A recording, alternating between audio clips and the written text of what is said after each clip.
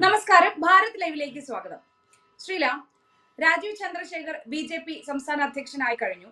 അപ്പോൾ BJP ക്യാമ്പുകളിൽ ഒരു പുതിയ എനർജി വന്നു എന്ന് തന്നെ നമുക്ക് കരുതാം. പക്ഷെ എന്നാലും പൊതുവെ പറയുന്നത് ഒരു കോർപ്പറേറ്റ് മുതലാളി ഈ ഒരു പൊസിഷനിലേക്ക് വന്നു കഴിഞ്ഞാൽ അത് എങ്ങനെ ശരിയാകും എന്ന പല ചോദ്യങ്ങളും ഇപ്പോൾ അവശേഷിക്കുന്നുണ്ട്. സോഷ്യൽ മീഡിയ പരിശോധിച്ചാൽ നമുക്ക് മനസ്സിലാവുന്നതാണ്. അപ്പൊ ഈ ഒരു ചോദ്യത്തെ എങ്ങനെയായിരിക്കും BJP നേരിടുന്നത്? ഈ ഒരു കോർപ്പറേറ്റ് മുതലാളി BJP നയിക്കുമ്പോൾ എങ്ങനെ അത് BJPക്ക് ഗുണം ചെയ്യുമോ എന്നാണ് ശ്രീലയ്ക്ക് തോന്നുന്നത്?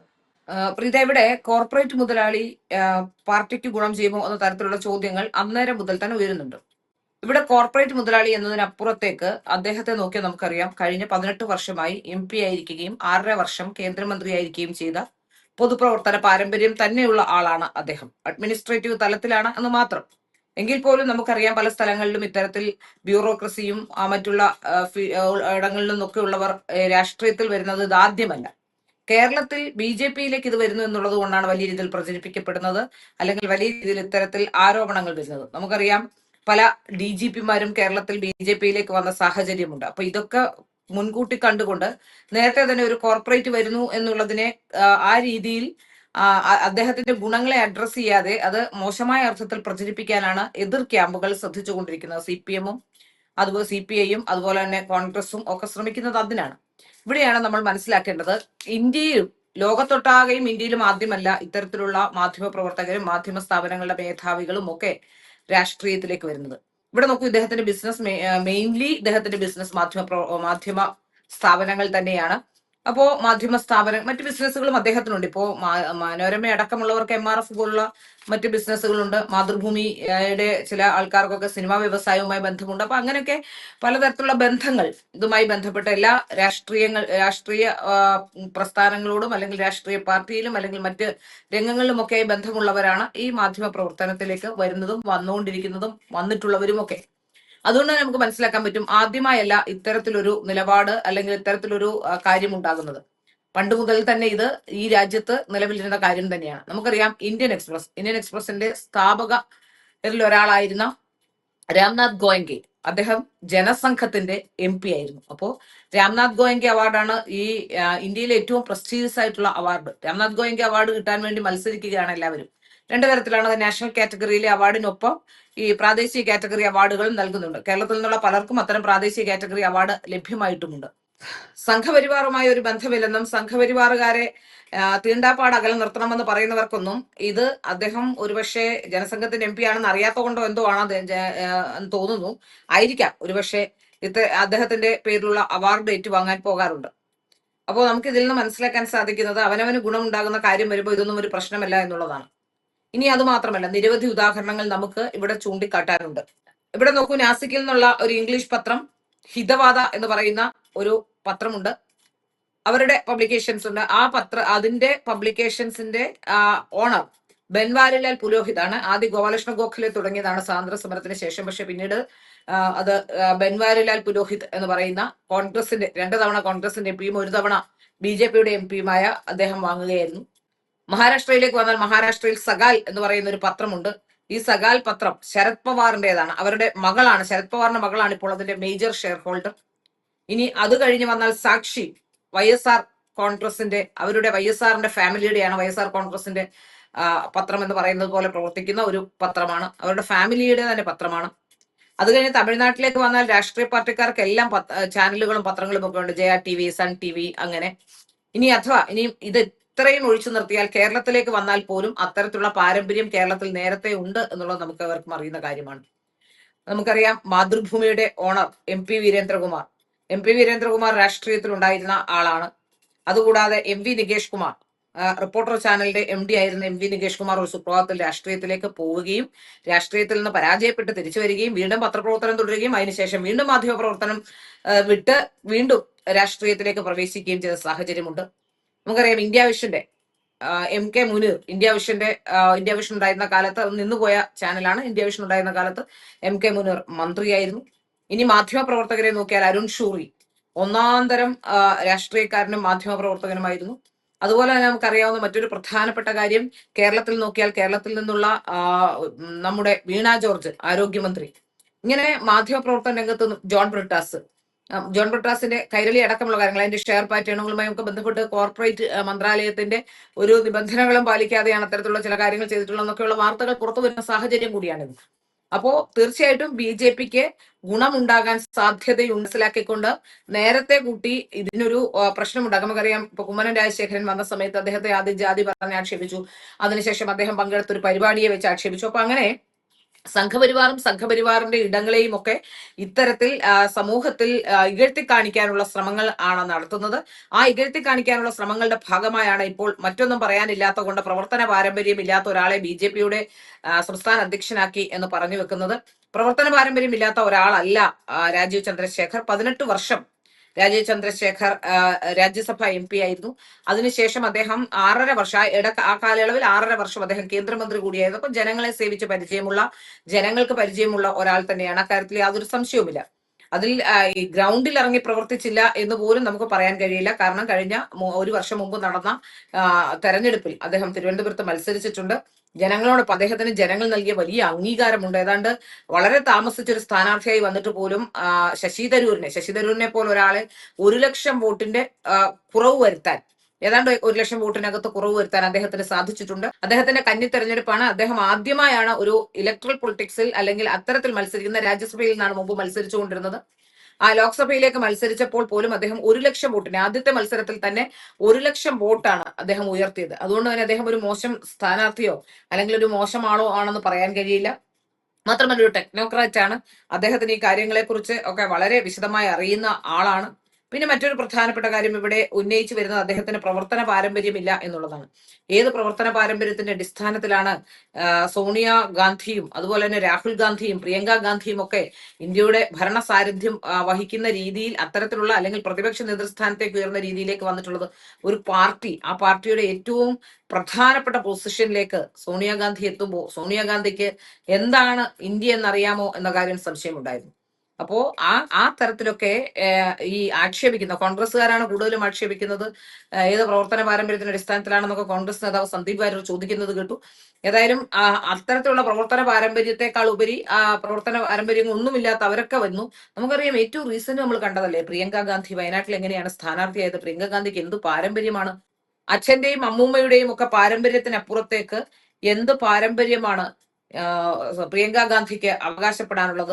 വയനാട്ടിൽ വന്ന് മത്സരിച്ച് ഏറ്റവും ഷുവറായ, അതുകൊണ്ട് തന്നെയാണ് ഏറ്റവും ഷുവറായ ഒരു സീറ്റിൽ മത്സരിച്ച്, വേറെ എവിടെ പോയാലും ജയിക്കില്ല എന്ന് ഉറപ്പുള്ളത് കൊണ്ടാണ് ഏറ്റവും ഷുവറായ ഒരു സീറ്റിൽ വന്ന് മത്സരിക്കാൻ അവർ താല്പര്യം കാണിച്ചതും അങ്ങനെ മത്സരിച്ച് ജയിച്ചു പോയിട്ടുള്ളതും.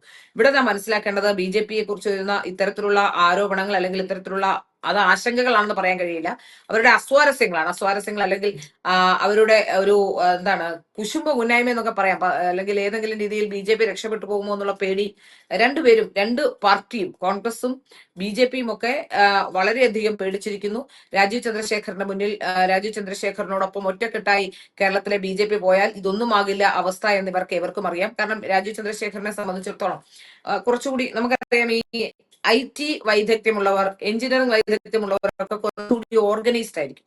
നമ്മളെപ്പോലെ ആവില്ല. എനിക്കത് പലപ്പോഴും തോന്നിയിട്ടുണ്ട്. കാരണം പൊളിറ്റിക്സിലേക്ക് അവർ വന്നാൽ പോലും പൊളിറ്റിക്കൽ തോട്ടിലും പൊളിറ്റിക്കൽ തിങ്കിങ്ങിലും അവർ കുറച്ചുകൂടി ലോജിക്കുള്ളവരും കുറച്ചുകൂടി, അങ്ങനെ എനിക്ക് പലപ്പോഴും ഫീൽ ചെയ്തിട്ടുണ്ട്. നമ്മളിപ്പോ പറയും ഈ ടെക്നോ പാർക്കിലൊക്കെ ജോലി ചെയ്യുന്നവർക്ക് അല്ലെങ്കിൽ അത്തരത്തിൽ ജോലി ചെയ്യുന്ന ആൾക്കാർക്ക് തീരെ രാഷ്ട്രീയ ബോധമില്ല എന്നൊക്കെ പറയാൻ പണ്ട് ഒരു ശ്രമം ഉണ്ടായിരുന്നു. ഞാൻ മനസ്സിലാക്കുന്നത് അങ്ങനെ ടെക്നോ പാർക്കിലൊക്കെ ജോലി ചെയ്യുന്ന ചില ആൾക്കാർ വളരെ ഷാർപ്പായി ലോജിക്കലായി പറയേണ്ട കാര്യങ്ങൾ കൃത്യമായി പറയാൻ അറിയുന്ന അത്തരത്തിലുള്ള ചില ആൾക്കാരെ ഞാൻ ഒരുപാട് പേരെ അത്തരത്തിൽ കണ്ടിട്ടുണ്ട്. നമ്മുടെ ഈ വിഷയത്തിൽ പോക്കുകയാണെങ്കിൽ ശ്രീജിത്ത് പണിക്കർ തന്നെ ഒരു ഉദാഹരണമാണ്. അപ്പോ അത്തരത്തിലുള്ള വളരെ കൃത്യമായ രാഷ്ട്രീയം പറയാൻ അറിയുന്ന ഒരാൾ, ഗ്രൂപ്പുകളൊന്നുമില്ലാതെ പ്രശ്നങ്ങളില്ലാതെ മെറിറ്റിന്റെ അടിസ്ഥാനത്തിൽ രാഷ്ട്രീയ പ്രവർത്തനവുമായി മുന്നോട്ട് പോകണം എന്ന് ആഗ്രഹിക്കുന്ന ഒരാൾ കേരളത്തിലേക്ക് എത്തിയാൽ അദ്ദേഹത്തിന് രാഷ്ട്രീയം അറിയില്ല, എങ്ങനെയാണ് അദ്ദേഹം രാഷ്ട്രീയ കാര്യങ്ങൾക്ക് അഭിപ്രായം പറയുമോ, അദ്ദേഹം എല്ലാത്തിനും അഭിപ്രായം പറയുമോ എന്നൊക്കെ കഴിഞ്ഞ ദിവസം ഒരു ചർച്ചയിൽ റിപ്പോർട്ടറിന്റെ ഡിബേറ്റിലാണ് ചോദിക്കുന്നത് കേട്ടു. അദ്ദേഹം പറഞ്ഞ മറുപടി വളരെ കൃത്യമാണ്. അദ്ദേഹത്തോട് ചോദിച്ച ചോദ്യം, ആ ചോദ്യം കേൾക്കുമ്പോൾ തന്നെ നമുക്ക് മനസ്സിലാക്കാൻ സാധിക്കും എങ്ങനെയാണ് രാഷ്ട്രീയത്തിൽ തൃശ്ശൂരിൽ ക്രിസ്ത്യൻ വിഭാഗം വലിയ രീതിയിൽ നിങ്ങൾക്ക് കഴിഞ്ഞ തെരഞ്ഞെടുപ്പിൽ കൂടെ നിന്നു, ഈ തെരഞ്ഞെടുപ്പിൽ വോട്ട് നിങ്ങൾക്ക് അനുകൂലമാവുമോ, വോട്ട് ബാങ്ക് നിങ്ങളോടൊപ്പം നിൽക്കുമോ എന്ന് ചോദിക്കുമ്പോൾ അദ്ദേഹം പറയുന്ന കാര്യം വളരെ പ്രധാനപ്പെട്ടതാണ്. വോട്ട് ബാങ്ക് നോക്കിയിട്ടല്ല ഞാൻ പൊതുപ്രവർത്തനം നടത്തുന്നത്. നരേന്ദ്രമോദി സർക്കാരിന്റെ മുഖമുദ്ര തന്നെ അതാണ്. എല്ലാവരുടെയും വികസനം ലക്ഷ്യമാക്കിക്കൊണ്ട് മുന്നോട്ട് പോകുന്ന രാഷ്ട്രീയ പ്രസ്ഥാനമാണ്. കഴിഞ്ഞ ഇത്രയും വർഷത്തിനിടയിൽ ഏതെങ്കിലും ഒരു കാര്യത്തിൽ ഏതെങ്കിലും ഒരു വിഭാഗത്തെ മാറ്റി നിർത്തിയോ വർഗീയത പ്രചരിപ്പിക്കുകയോ ചെയ്തത് നിങ്ങൾ ആരെങ്കിലും കണ്ടിട്ടുണ്ടോ? അത്തരത്തിലുള്ള കാര്യങ്ങൾ നിങ്ങൾ ചൂണ്ടിക്കാട്ടിയാൽ ഞാൻ രാജിവെക്കാമെന്നാണ് അദ്ദേഹം പറയുന്നത്. അതുകൂടാതെ എല്ലാവരുടെയും വോട്ട് ബാങ്ക് പൊളിറ്റിക്സിന് വേണ്ടിയല്ല രാഷ്ട്രീയ പ്രവർത്തനം അല്ലെങ്കിൽ തങ്ങളുടെ പ്രവർത്തനം എന്ന് പറഞ്ഞു വെക്കുന്നതിലൂടെ അദ്ദേഹം കൃത്യമായി കേരള BJPയുടെ ദിശാബോധം, ഇന്ത്യയിലെ BJPയുടെ ദിശാബോധത്തെ കുറിച്ച് ചൂണ്ടിക്കാട്ടുകയായിരുന്നു. അദ്ദേഹത്തിന് രാഷ്ട്രീയം അറിയില്ല എന്ന് പറയുന്നത് അല്ലെങ്കിൽ അദ്ദേഹത്തെ കൗണ്ടർ ചെയ്യാനുള്ള എന്തെങ്കിലും ഒരു കാരണം ഉണ്ടാക്കിയെടുക്കൽ മാത്രമാണ്. നമുക്കറിയാം കുമ്മനം രാജശേഖരൻ BJPയിലേക്ക് വന്നപ്പോൾ പോലും ഇത്തരത്തിൽ പലതരത്തിലുള്ള ആക്ഷേപങ്ങൾ നേരിടേണ്ടി വന്നിട്ടുണ്ട്. അത് എനിക്ക് തോന്നുന്നു ഈ ഇടതുപക്ഷത്തിന്റെ ഒരു അജണ്ടയാണ്. അത്തരത്തിൽ രാഷ്ട്രീയത്തിലേക്ക് എത്തുന്ന നല്ല പേരുള്ള അല്ലെങ്കിൽ സംഘപരിവാറിന്റെ മുഖങ്ങളായി വരുന്ന ആൾക്കാരെ ആക്ഷേപിക്കുക എന്നുള്ളത് അവരുടെ ഒരു അജണ്ട തന്നെയാണ്. ആ അജണ്ടയാണ് അവർ നടപ്പാക്കിക്കൊണ്ടിരിക്കുന്നത്. അത് മനസ്സിലാക്കിക്കൊണ്ട് മുന്നോട്ട് പോകേണ്ട ഉത്തരവാദിത്വം BJPക്കാണ്. ഇനി BJPയിലേക്ക് വന്നാൽ BJPയിൽ പ്രശ്നങ്ങൾ ഉണ്ടാകും, BJPയിൽ കുഴപ്പങ്ങൾ ഉണ്ടാക്കാൻ മാധ്യമങ്ങൾ ചില ശ്രമങ്ങൾ നടത്തുന്നുണ്ട്. അതിന്റെ ഒരു ഭാഗമായി തന്നെ വേണം ചില നേതാക്കന്മാരെ ഉയർത്തിക്കാട്ടുന്നു, ചില നേതാക്കന്മാരെ താഴ്ത്തിക്കാട്ടുന്നു, ചില നേതാക്കന്മാരാണ് പ്രസിഡന്റ് ആകേണ്ടതിരുന്നത് എന്ന് പറയുന്നു, ചില നേതാക്കന്മാർ താക്കോൽ സ്ഥാനത്തെത്തുമെന്ന് പറയുന്നു, ചില നേതാക്കന്മാർ വലിയ രീതിയിൽ അവരാണ് ഇനി പാർട്ടിയെ മുന്നോട്ട് നയിക്കേണ്ടതെന്ന് പറയുന്നത്. ഇതൊക്കെ ചെയ്യുന്നത് മാധ്യമങ്ങളുടെ കൃത്യമായ അജണ്ടയാണ്. ഒന്നുകിൽ അവരുടെ PR ആകും, ഇല്ലെങ്കിൽ മാധ്യമങ്ങൾ ഇതിൽ വളരെ കൃത്യമായി തന്നെ ഇതിൽ പാർട്ടിയിൽ കുഴപ്പമുണ്ടാക്കുക എന്ന ലക്ഷ്യം തന്നെ മുൻനിർത്തിക്കൊണ്ടാണ് ഇത്തരത്തിലുള്ളവർ വാർത്ത ചെയ്യുന്നത്. കേരളത്തിലെ BJPയുടെ കാര്യങ്ങൾ നോക്കാൻ കേന്ദ്ര നേതൃത്വത്തിന് കെൽപ്പുണ്ട്. ആ കെൽപ്പ് കഴിഞ്ഞ കുറെ നാളുകളായി കേരളത്തിലെ BJPയെ സംബന്ധിച്ച് ാണ് ബഹളമാണ്, സംസ്ഥാന പ്രസിഡന്റിനെ പ്രഖ്യാപിക്കാൻ കഴിയില്ല എന്ന് പറഞ്ഞുകൊണ്ടിരുന്നിടത്തൊന്നും ഒരു സെക്കൻഡ് കൊണ്ട് ഒരു മുറുമുറുപ്പ് പോലും ഉയർത്താതെ ഒരു സംസ്ഥാന അധ്യക്ഷനെ കൊണ്ടുവരാൻ കേന്ദ്രത്തിലെ BJP നേതൃത്വത്തിന് കഴിഞ്ഞിട്ടുണ്ടെങ്കിൽ അത് തന്നെയാണ് BJPയുടെ ഏറ്റവും വലിയ വിജയം. അതുകൊണ്ട് തന്നെ ആ വിഷയത്തിൽ ആരും ഇത് ഭയപ്പെടേണ്ടതില്ല അല്ലെങ്കിൽ ആരും അതിൽ വിഷമിക്കേണ്ടതില്ല. ഇനി വരുന്ന കാലഘട്ടത്തിലും ഇത് BJPയുടെ പ്രവർത്തനം എന്ന് പറയുന്ന അദ്ദേഹത്തിന്റെ പ്രവർത്തകരെ അറിയില്ല. BJPയുടെ പ്രവർത്തനം ഒരു തുടർച്ചയാണ്. ആ തുടർച്ചയിൽ ബാക്കിയുള്ള ജില്ലാ കമ്മിറ്റികളും ബാക്കിയുള്ള കമ്മിറ്റികളും ഒക്കെ ചേർന്നുകൊണ്ട് തന്നെയാണ് പ്രവർത്തനം നടത്തുക. അപ്പോൾ ആ തുടർച്ചയും മാത്രമല്ല സംഘപരിവാറിന്റെ ബാക്കപ്പ് ഉണ്ടാവും. അതുകൊണ്ട് തന്നെ നമുക്ക് മനസ്സിലാക്കാൻ സാധിക്കുന്നത് എന്തെങ്കിലും പ്രശ്നങ്ങൾ ഉണ്ടെങ്കിലും പ്രതിസന്ധികൾ ഉണ്ടെങ്കിലും എന്തെങ്കിലുമൊക്കെ ഉണ്ടെങ്കിലും അത് റെക്ടിഫൈ ചെയ്തുകൊണ്ട് മുന്നോട്ട് പോകാൻ കഴിയും. ഡെഡിക്കേറ്റഡ് ആയിട്ടുള്ള ഒരു പ്രവർത്തകർ, മറ്റൊന്നും ആഗ്രഹിക്കാത്ത ഡെഡിക്കേറ്റഡ് ആയിട്ടുള്ള കുറച്ച് പ്രവർത്തകരുള്ള ഒരു പ്രസ്ഥാനമാണ് BJP. അതുകൊണ്ട് തന്നെ BJPക്ക് അത് മാത്രമല്ല, ഞാൻ മനസ്സിലാക്കിയ ഒരു കാര്യം, സമീപ കാലഘട്ടത്തിൽ പണ്ടൊക്കെ BJP RSS എന്നൊക്കെ പറഞ്ഞ വലിയ പ്രശ്നമായിരുന്നു. അതുകൊണ്ട് തന്നെയാണ് സമീപ കാലഘട്ടത്തിൽ BJPയിലേക്കും RSSലേക്കും ഒക്കെ വരാനും സംഘപരിവാറിന്റെ ആളാണെന്ന് ചമയാനും ഒക്കെ മാധ്യമ പ്രവർത്തകരുടെ ഇടയിൽ പോലും ശ്രമങ്ങൾ നടക്കുന്നുണ്ട്. ഞാൻ സംഘപരിവാറിന്റെ ഏറ്റവും അടുത്ത ആളാണ് എന്നൊക്കെ സ്ഥാപിച്ചു കൂട്ടാൻ പണ്ട് കാലത്ത് ഞങ്ങളൊക്കെ മാധ്യമ പ്രവർത്തനം തുടങ്ങുന്ന കാലത്ത് മാധ്യമ പ്രവർത്തകരിൽ എത്ര പേരുണ്ടായിരുന്നു എന്നുള്ളത് വിരലിൽ എണ്ണാവുന്നവരാണുള്ളത്. അതിൽ തന്നെ ഐഡന്റിഫൈഡ് ആയിട്ടുള്ളവരോ അല്ലെങ്കിൽ ഇങ്ങനെയാണ് എന്ന് പുറത്തു പറയുന്നവരോ ഒക്കെ വളരെ ചുരുക്കമാണ് താനും. എനിക്കറിയാം എന്റെ കൂടെ ഒക്കെ ജോലി ചെയ്തിട്ടുള്ള പല സംഘപരിവാർ അനുകൂലികളായ മാധ്യമ പ്രവർത്തകരും അന്ന് വളരെ അതീവ രഹസ്യമായി അവർ അത് മുമ്പോട്ട് കൊണ്ടുപോയിട്ടുള്ള ചില ആൾക്കാരെയൊക്കെ എനിക്കറിയാം. അതിന്റെ ഗുണം അവർക്കുണ്ടായി, പ്രൊഫഷണലി അവർ മെച്ചപ്പെട്ടു. അത് വേറൊരു കാര്യം. കാരണം കേരളത്തിലെ ഇടതുപക്ഷത്തിന്റെ ഒരു എക്കോ സിസ്റ്റമാണ് ഈ മൊത്തത്തിലുള്ള പത്രപ്രവർത്തന മേഖലയിലുള്ളത്. അതുകൊണ്ട് തന്നെ ഇടതുപക്ഷത്തിന്റെ എക്കോ സിസ്റ്റത്തിൽ രക്ഷപ്പെട്ടു പോകണമെങ്കിൽ അത്തരത്തിലുള്ള ചില ഗിമിക്കുകളൊക്കെ കാട്ടിയാൽ രക്ഷപ്പെട്ടു പോകാമായിരുന്നു. പക്ഷെ അത്തരത്തിലുള്ള ഗിമിക്കുകൾ കാട്ടിയവരൊക്കെ ചിലവരൊക്കെ രക്ഷപ്പെട്ടു പോയിട്ടുമുണ്ട്. അപ്പോ അന്നൊന്നും ഇത് പറയാത്ത ആൾക്കാർ ഇപ്പൊ പരസ്യമായി പ്രതികരിക്കുകയും പരസ്യമായി BJPക്ക് വേണ്ടി ഇറങ്ങുകയും ഒക്കെ ചെയ്യുന്നുണ്ട്. ഇനി അല്ലാതെ അങ്ങനെ അല്ലാത്തവരും ഇപ്പോൾ വലിയ രീതിയിൽ താൻ സംഘപരിവാർ ആണ് എന്ന് കാട്ടാനുള്ള ശ്രമം, എങ്ങനെയെങ്കിലും വരുന്ന തെരഞ്ഞെടുപ്പുകളിൽ ഏതെങ്കിലും ഒരു സീറ്റിലേക്ക് എത്താനുള്ള ശ്രമമൊക്കെ നടത്തുന്നുണ്ട്. ഇതിൽ നമുക്ക് മനസ്സിലാക്കാൻ സാധിക്കുന്ന ഏറ്റവും പ്രധാനപ്പെട്ട കാര്യം സംഘപരിവാറിന് കേരളത്തിൽ വലിയ രീതിയിൽ അക്സെപ്റ്റൻസ് കിട്ടിയിട്ടുണ്ട്. എനിക്കറിയാം, ഞാൻ സംസാരിച്ചിട്ടുള്ള ചില മുസ്ലിം സ്ത്രീകൾ, ചില ക്രിസ്ത്യൻ സ്ത്രീകളൊക്കെ കേരളത്തിൽ BJP ഭരിക്കണമെന്ന് പോലും ആഗ്രഹിക്കുന്നവരാണ്. ഇന്നലെ കൂടി എന്നോട് അത്തരത്തിൽ ഒരു തൊടുപുഴയിലുള്ള ഒരു ക്രിസ്ത്യൻ സ്ത്രീ അവർ എന്നോട് പറയുന്നത് കേരളം BJP ഭരിച്ചു കാണാൻ താൻ ആഗ്രഹിക്കുന്നു എന്നുള്ളതാണ്. അപ്പൊ അതിൽ നമുക്ക് മനസ്സിലാക്കാൻ സാധിക്കുന്ന ജനങ്ങളുടെ ഇടയിൽ BJPക്ക് അക്സെപ്റ്റൻസ് കിട്ടിയിട്ടുണ്ട്. നേതാക്കന്മാരും ബാക്കിയുള്ള അണികളും ഒക്കെ ചേർന്നുകൊണ്ട് അതിനെ ഫലപ്രാപ്തിയിലെത്തിക്കുക എന്ന വലിയ ലക്ഷ്യമാണ് BJPക്ക് മുന്നിലുള്ളത്. ആ ലക്ഷ്യവുമായി മുന്നോട്ട് പോയാൽ BJPക്ക് അടിപതറേണ്ടി വരില്ല, യാതൊരു സംശയവുമില്ല. രാജീവ് ചന്ദ്രശേഖർ വളരെ മികച്ച രീതിയിൽ പ്രവർത്തനം കാഴ്ചവെക്കാൻ കഴിയുന്ന ഒരാളായി മാറും എന്ന കാര്യത്തിൽ യാതൊരു സംശയവുമില്ല. മാത്രമല്ല ഇത്രയും കാലം BJPക്ക് ഒരു ശക്തമായ അടിത്തറ ഉണ്ടാക്കാൻ കഴിഞ്ഞ കാലഘട്ടങ്ങളിൽ ഉണ്ടായിരുന്ന എല്ലാ നേതാക്കന്മാർക്കും അത്തരമൊരു ശക്തമായ അടിത്തറ ഉണ്ടാക്കിക്കൊണ്ടുപോകാനുള്ള ശ്രമങ്ങൾക്ക് നന്ദി കുറിക്കാൻ കഴിഞ്ഞിട്ടുണ്ട്.